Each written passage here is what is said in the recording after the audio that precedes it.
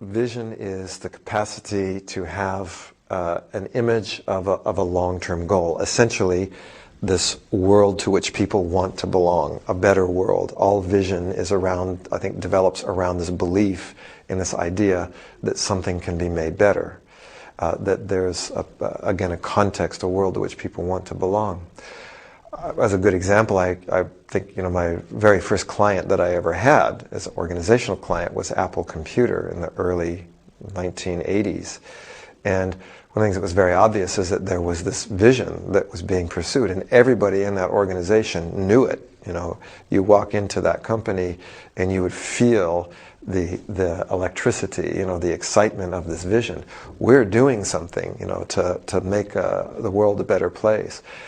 But it doesn't even have to be, okay, so Apple is a new technology, and since I come from the Silicon Valley area, I'm very, very much used to all the visions. Every organization in the Silicon Valley grew out of a vision of some sort of technological contribution. But I also know other companies. I had a wonderful opportunity to meet and work with this Mr. Lilly of Lilly Cafe. And his vision was about improving people's lives through coffee.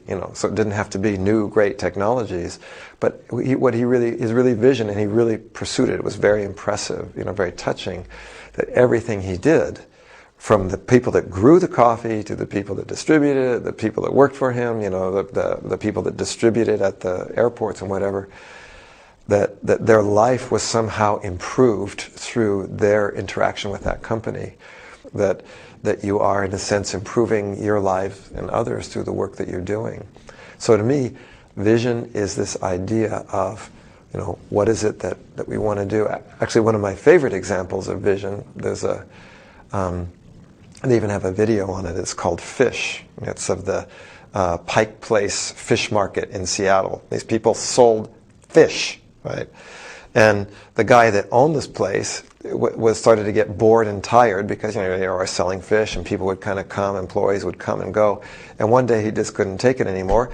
And so he did this completely radical thing, which is he brought all the people that worked for him together and said, "What do you want?" And that's always the first beginning of vision. What do you want? And they were talking about what would, so they were selling fish, but what do they want? And actually one of the people, I think at one point said, "Well, I want to be world famous," which of course is completely silly in a way. But they started thinking about that. What would it take to be world famous? If we were world famous, what would that look like? What would that be like? How would we be?